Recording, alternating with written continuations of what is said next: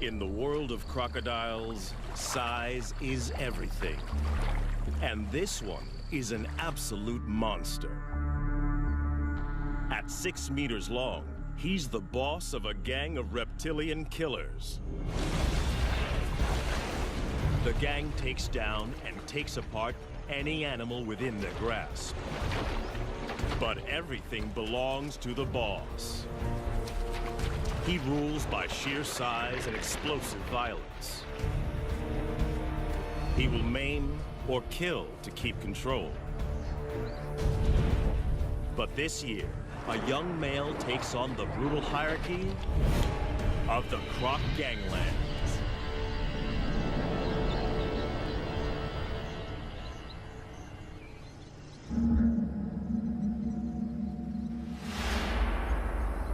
When a baby hippo dies of heat stroke on this beach, only one crocodile has the right to claim the bounty.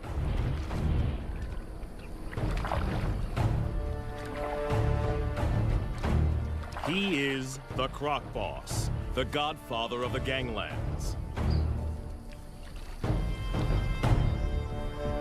In crocodile hierarchy, size is power. And for many, many years, his 1,000 kilograms has topped the scales. As biggest croc on the beach, all food is his.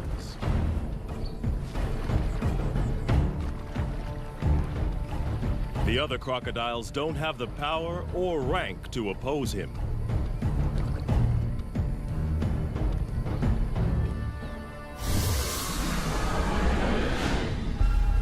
The boss didn't discover this carcass. One of the subdominant males found the prize. At 3 meters long, he is no small crocodile, but he lives on this beach and feeds at the discretion of Croc Boss.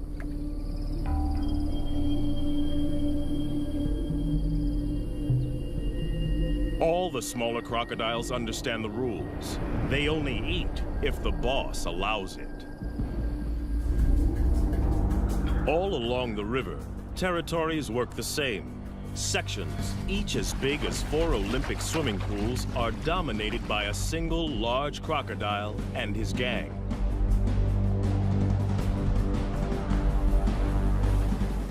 Croc Boss is the biggest of them all.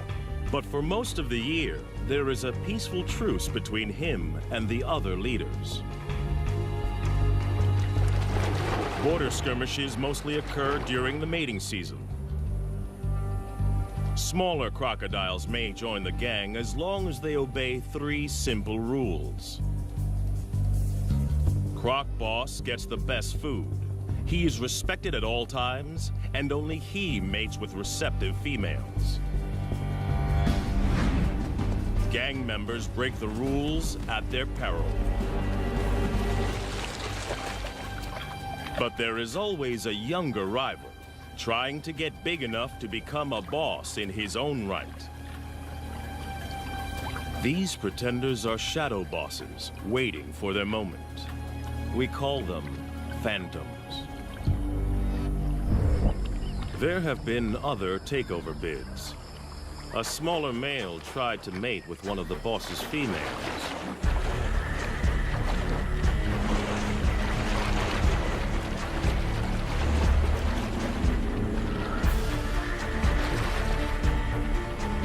It was a reckless move.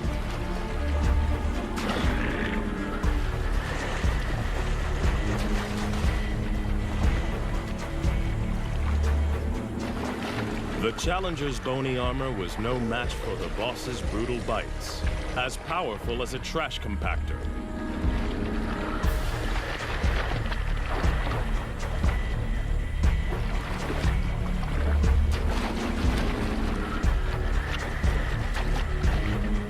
Discipline was swift and terminal.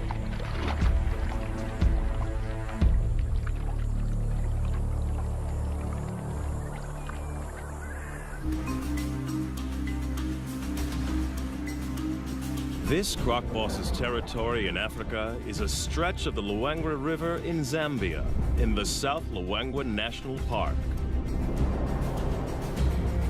It's a crocodile killing field, especially during the severe dry season. Inland lakes and pools dry up. And the river is the only water for kilometers around. All animals in the area must make long treks here to drink. And in 40-degree heat, many don't make it. The river's a lifeline and a death zone.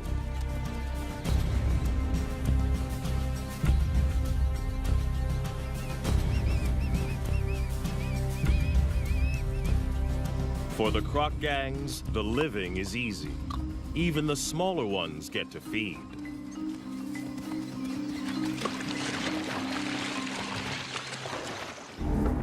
But crocs aren't the only gangs in town.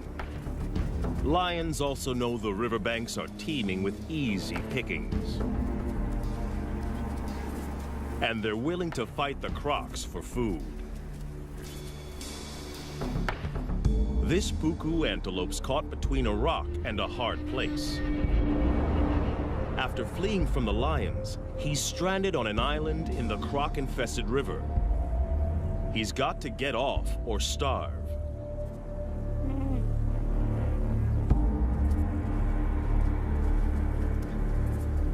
The lions won't swim after their prey. They'll wait for it to make a mistake.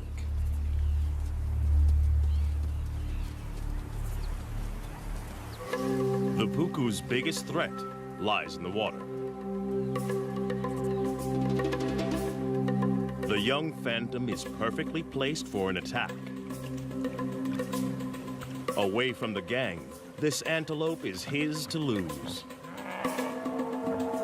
There's no way the croc can catch the puku on the land. But there's no way the puku can outswim the croc. It's like a game of chess with life and death stakes.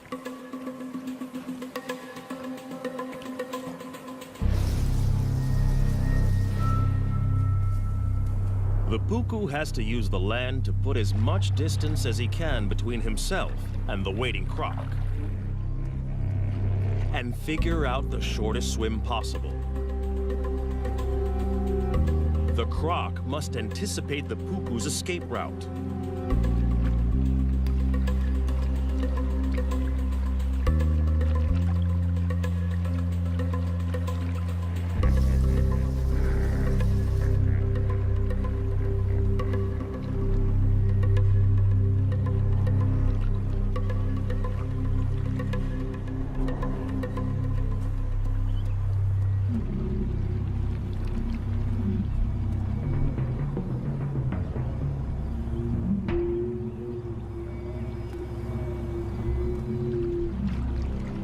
Life boils down to a simple equation of speed versus distance.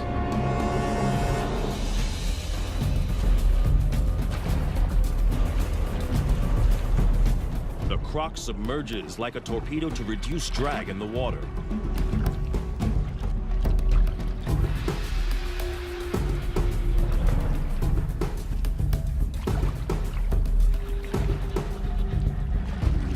But his top speed of 10 kilometers per hour is not fast enough.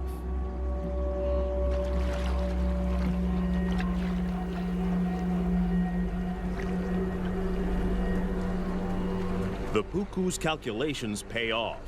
He's foiled two top predators.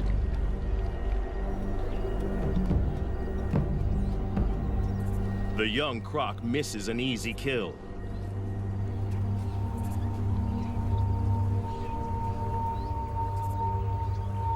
His solo hunting attempt is a failure.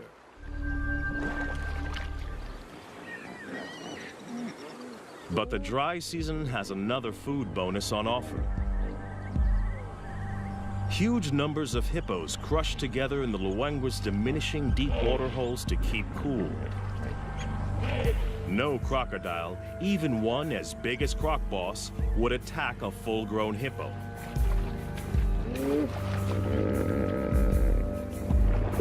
They are way too big and dangerous to take on. A single hippo bite would destroy a big crocodile.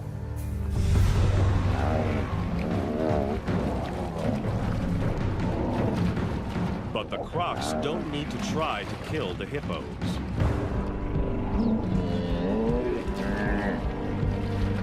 In crowds like this, these aggressive 3-ton herbivores will often fight to the death.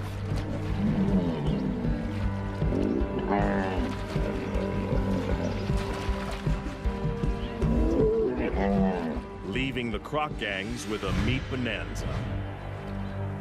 A hippo carcass is one of the rare occasions when rival gang members join forces.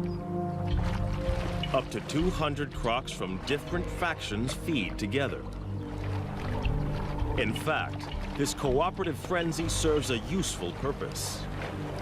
Crocs' jaws don't move from side to side. When the carcass is in water, they need others to pull against to help them rip off hunks of meat. It'll take them less than 2 days to completely demolish a 1-ton hippo. With the most acidic stomach of any vertebrate, crocodiles can digest every centimeter of a carcass. And as usual, the final chunk of meat goes to the croc boss.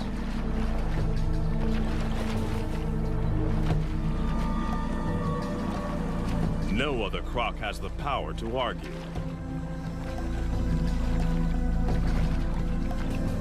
Cooperation is officially over.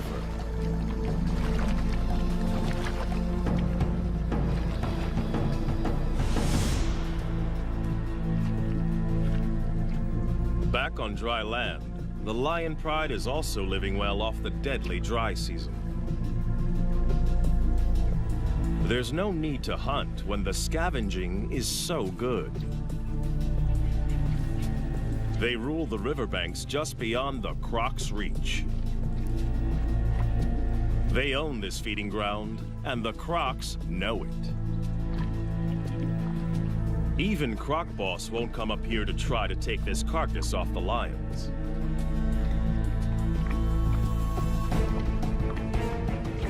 But anything that dies closer to the water is in no man's land. And that means war. Lion versus croc.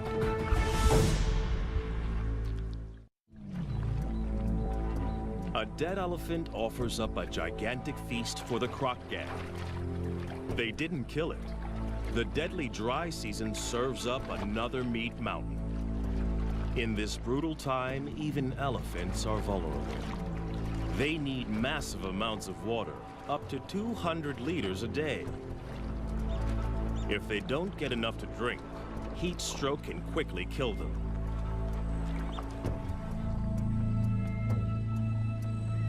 The crocs have the carcass now, but they don't own it. It's right in the conflict zone. The lions have started feeding on it, and they haven't finished. This prize is too big to give up without a fight.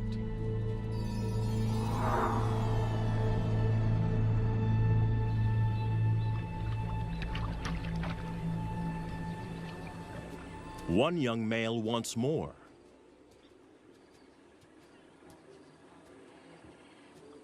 His scrappy mane indicates he's barely 2 years old, but he's big and dangerous.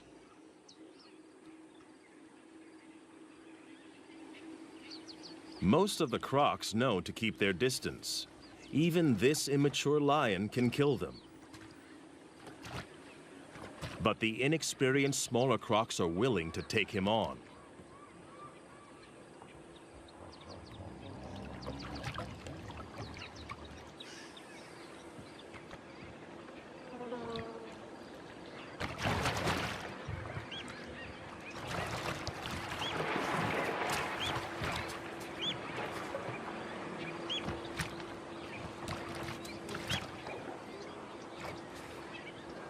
This is not a competition Croc Boss needs to get into. The pickings are slim, and if the gang wins, the carcass is his for the taking anyway.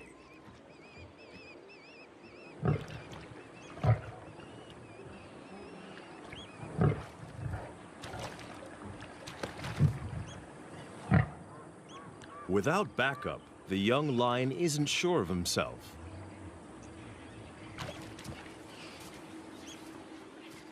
The crocodiles win today.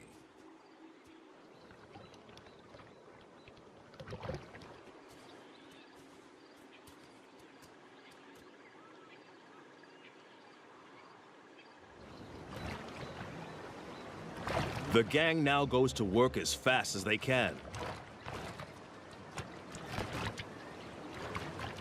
It's a race to rip as much meat as possible from the carcass.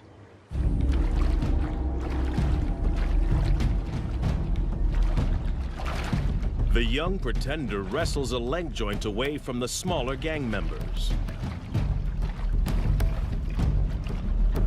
Aggression, theft, and brutality are the ultimate tools for survival. In crocodile hierarchy, bigger individuals are always looking to exploit the little guy.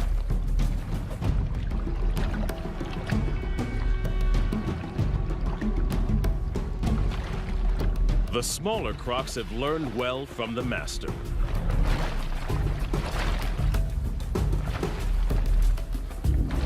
But there is only one master. Croc Boss comes to claim his dues.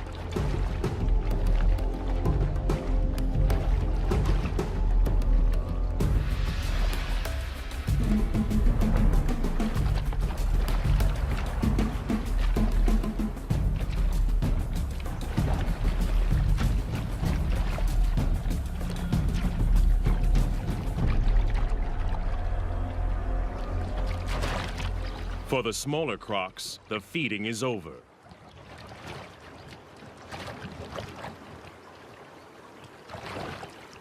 There is no way for the Phantom to mount a challenge.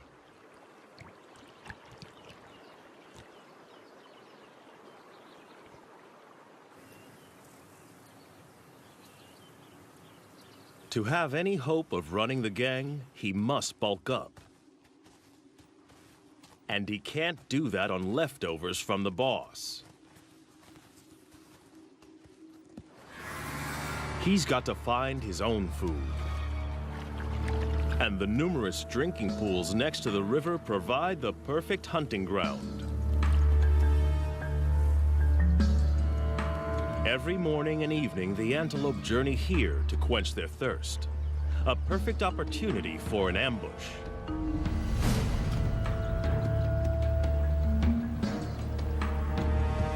But the impala are on high alert.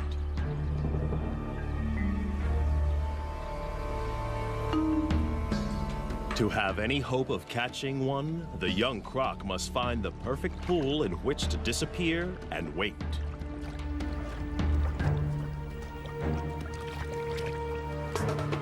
The impala are smart to the crocodile's strategy. They try to drink together where there's safety in numbers.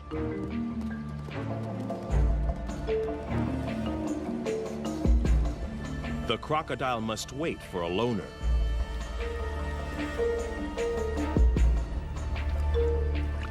The trap is set.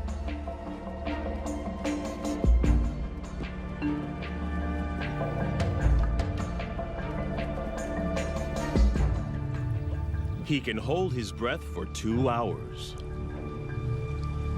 And this impala has no clue that below the surface lurks a ravenous crocodile poised to strike.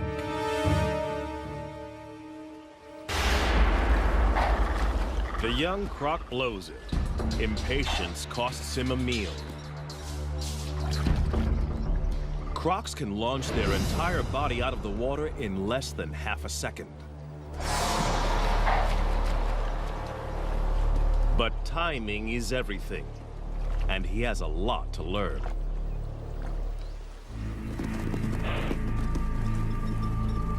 The prey is spooked. The hunt is over. It's a half chance for the lions.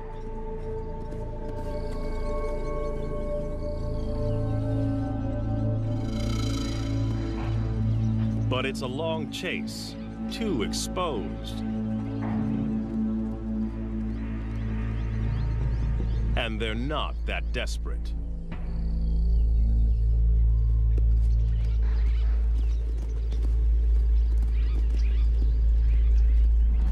They don't have to try too hard. In the dry season, death is always just around the corner.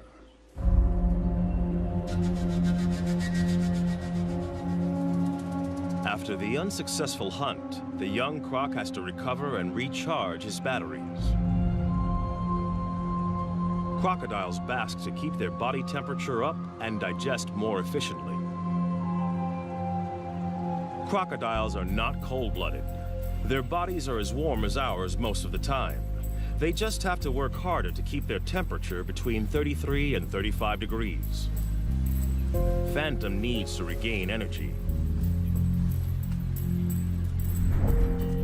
During extreme exertion, crocodiles build up a huge amount of lactic acid. This is toxic and must be eliminated from their systems. The only way is rest. Part of Croc Boss's success is his energy strategy. He lets the smaller gang members exert themselves. They work and he eats.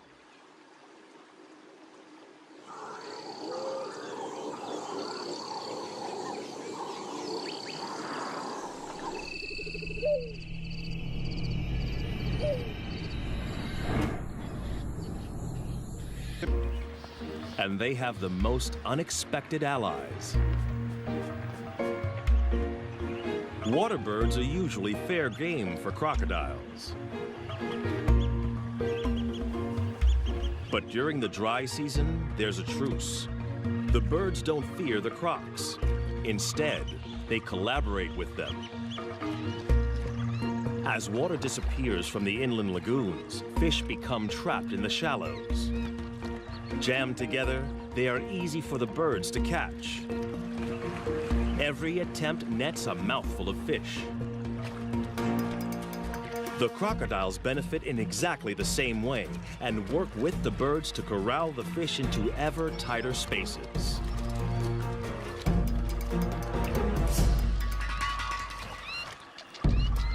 Each fish is a tiny meal, but for the small crocs, this technique is well worth the effort.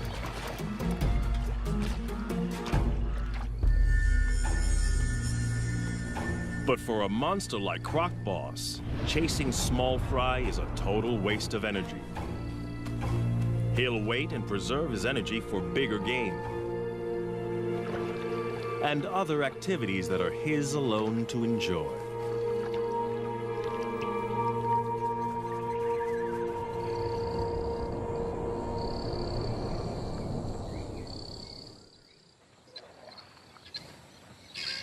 The dry season doesn't just bring a food bonanza.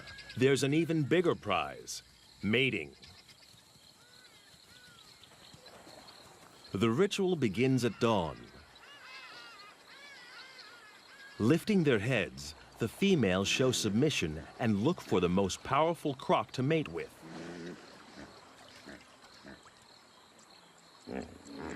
The boss raises his body and literally stands out in the river. It's a visible sign of his status.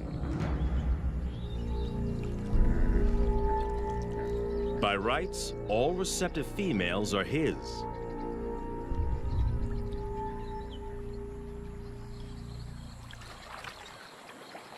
But the young pretender is also drawn in.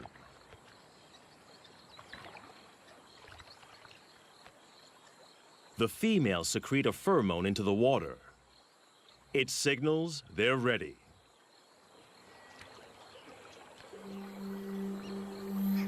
But even the boss must perform before he can mate.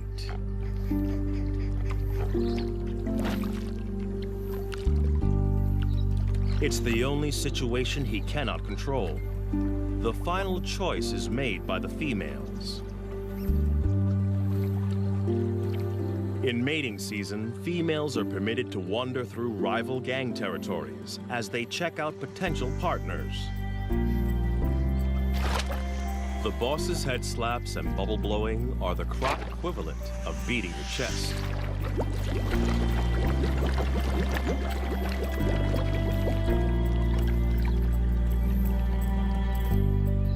It works.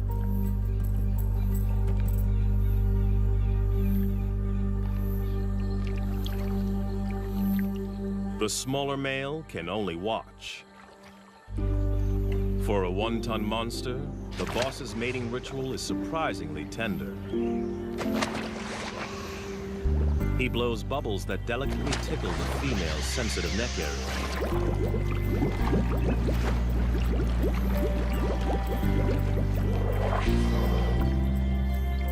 The pair will remain together for up to 1 hour before choosing new partners.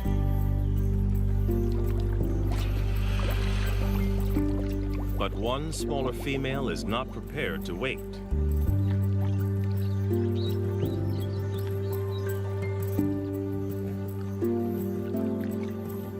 She's interested in the younger rival.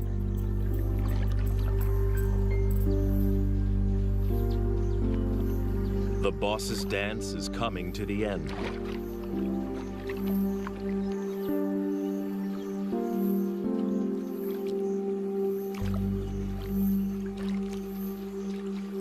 The pair submerges for their final act. And while his leader is underwater, Phantom chances his luck.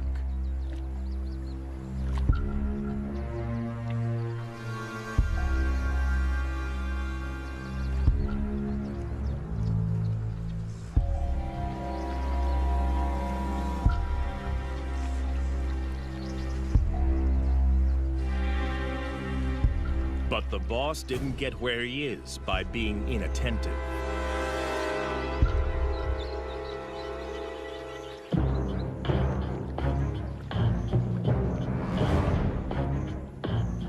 For a junior to mate with one of his females is the worst kind of disrespect. He must be punished. Others have been killed for less. The young croc is now swimming for his life. He's offended in the worst way. And Croc Boss will kill him if he can catch him. But his chase is half-hearted. The boss is still distracted by the mating privileges that come with his position.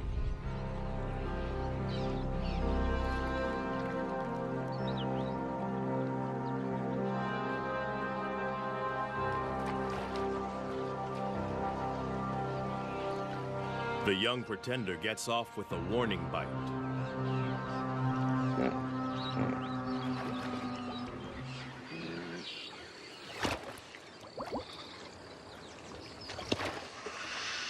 Now the insubordinate is dealt with. The boss can return to more gentle pursuits.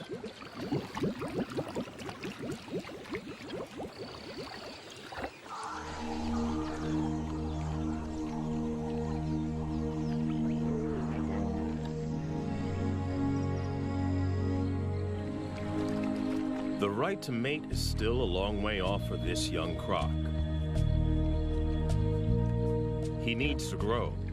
And to do that, he's got to grab every opportunity to hunt.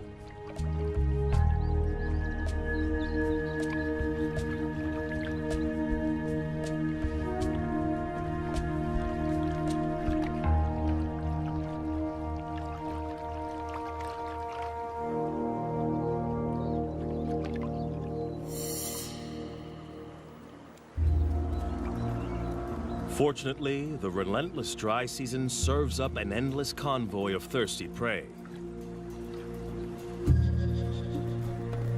Twice a day, regular as clockwork, impala and wildebeest gather to drink.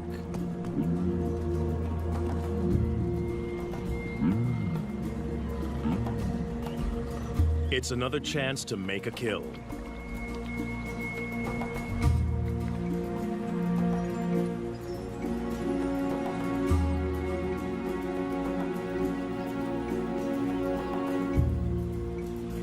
These impala are safe. They know exactly where the danger lurks.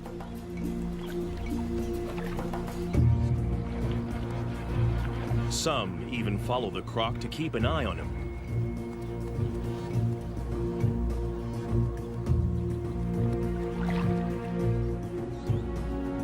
He is searching for the perfect place to spring a trap.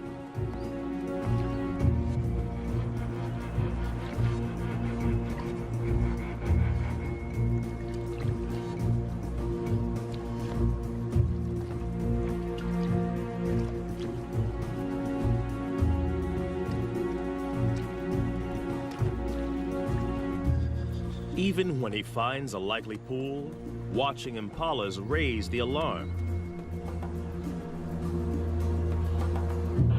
They snort to warn others to stay away from this drinking spot.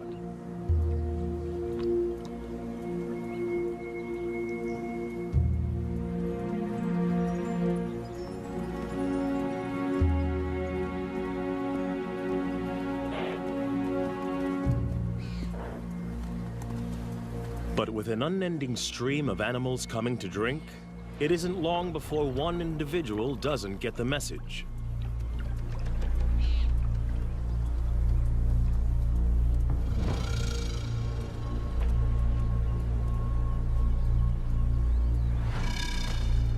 Even though this impala senses something, it's compelled to drink.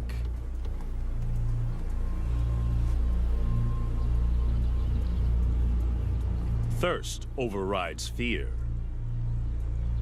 But it's braced for danger.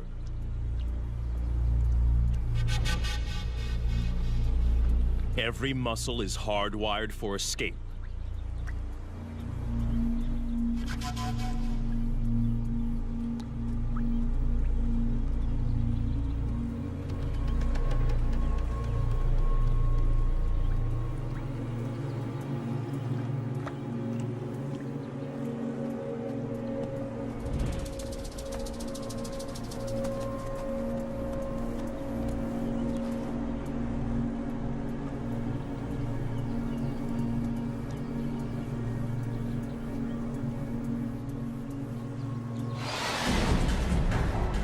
Perfect strike.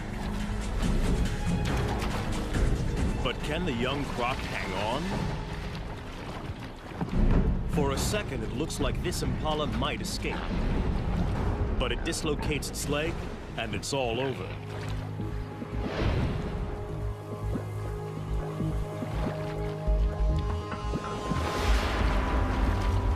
The timing of Phantom's ambush was a tiny bit off. He only manages to grab the impala's horn, and is forced to bite again.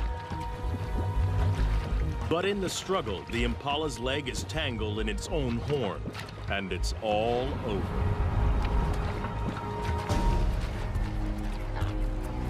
It won't be a quick death. He will have to drag his kill into the deeper river to drown it. Ambush hunting is what crocs do best. But timing is everything. Phantom's first attempt was too rushed, and he lost his meal.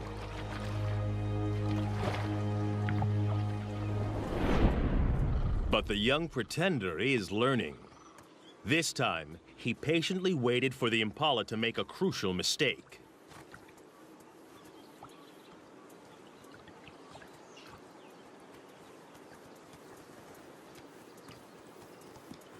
As the ram is joined by the female, he relaxes and drinks for a fraction of a second too long.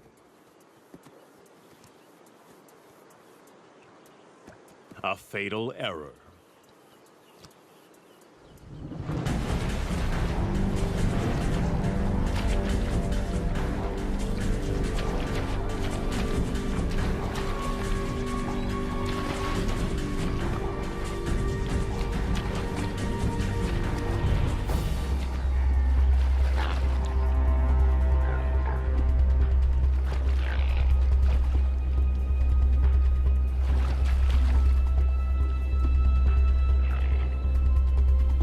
But the croc has made a mistake too.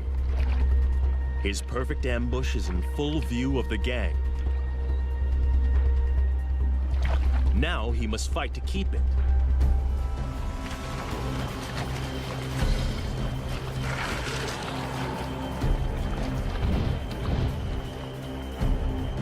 And the croc boss has also seen the takedown.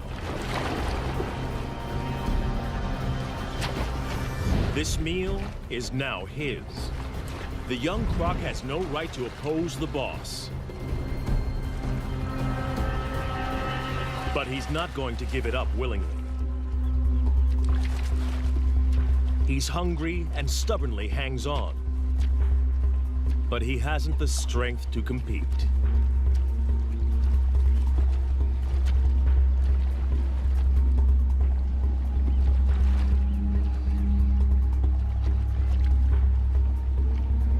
The rest of the gang fights to get a bite onto the impala.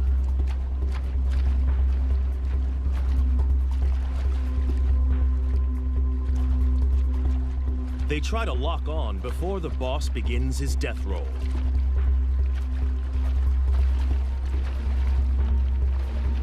As the giant spins, he literally tears the impala to pieces. Any of the gang that can hang on may end up with a big chunk of meat.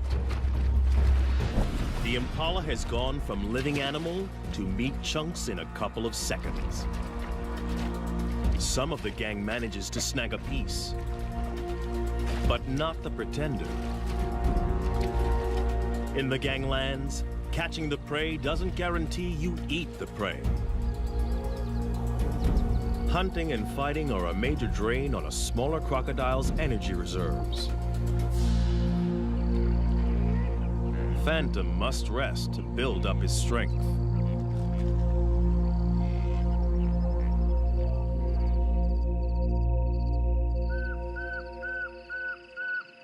Other animals have no such energy restrictions. Away from the river, the African night hums with activity. For the prey species, the danger doesn't let up just because it's dark. Impala and puku rarely lie down to sleep for more than 10 minutes at a time. There are too many predators on the hunt, so they are forced to stay awake and alert.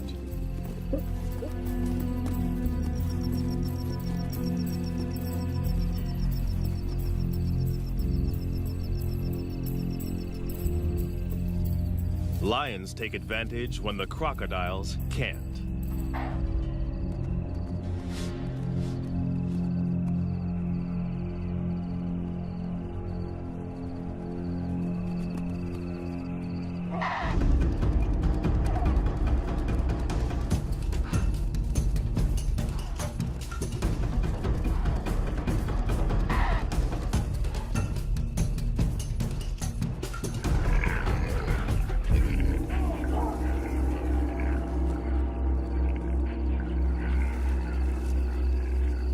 Tonight, a puku loses the battle.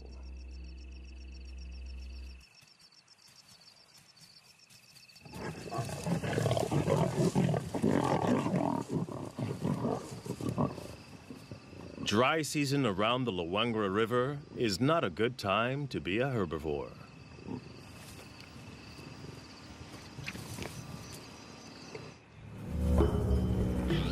Another day, another death. Another free meal for the croc gangs. As the sun warms the crocs, it triggers a feeding frenzy on the hippo carcass. Crocs from multiple gangs wait in line to feed. Territorial differences set aside for the moment. Size determines the order, and the biggest eat first.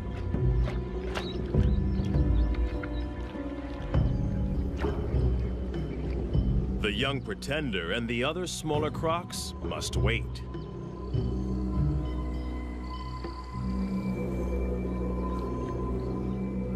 The boss has torn away a huge hunk of the dead hippo. And in a strange twist, he is now being harried by a living hippo.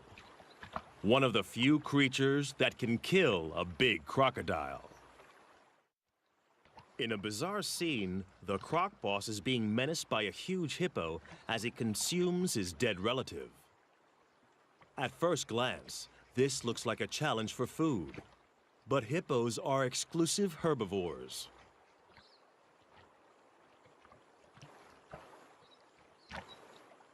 They've been known to lick carcasses, possibly for salt or minerals.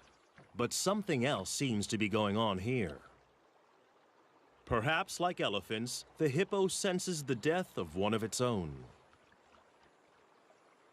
But it looks like the hippo is being aggressive. Perhaps this is some kind of primitive emotional reaction. Whatever the hippo's motivation, the huge crocodile knows this is dangerous. With 50-centimeter-long canines and a bite force 27 times more powerful than a human's, this hippo could easily skewer the huge croc. For the first time in a long time, the boss is being pushed around by a bigger beast.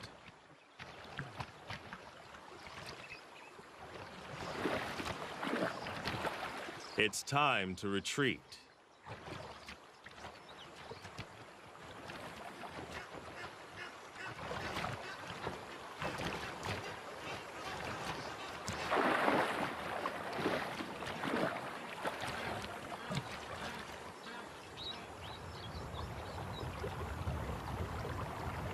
Success in a croc gang is all about being a consummate opportunist. And now the young croc sees an opening. A chance for food. Perhaps the possibility to gain ground in the gang. But the croc boss doesn't share. And this bid for food has been interpreted differently.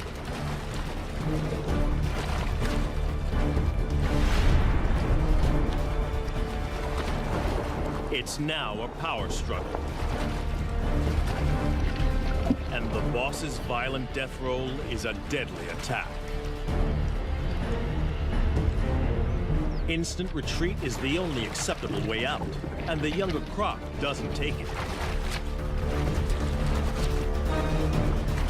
This can only end in one of two ways: death or injury to the smaller croc.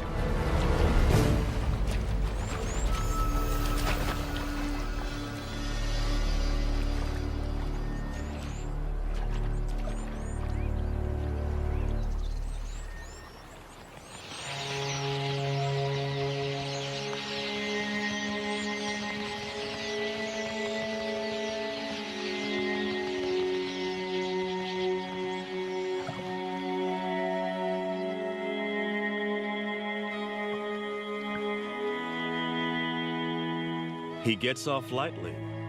He is alive. But it's still a disaster.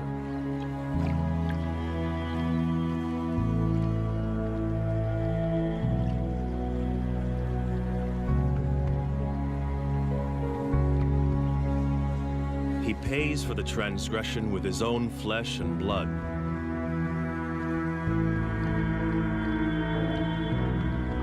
The monster croc ripped his top jaw clean off.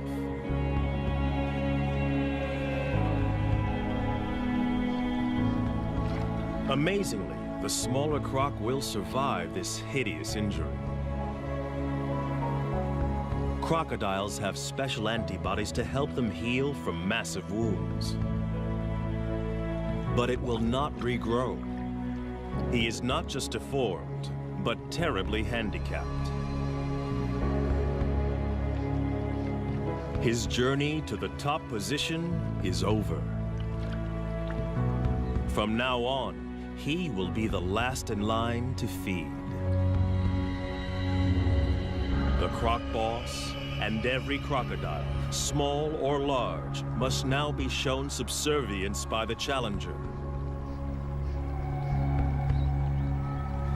Even by nature's own harsh measures, the croc ganglands are a brutal environment, where size and uncompromising violence rule.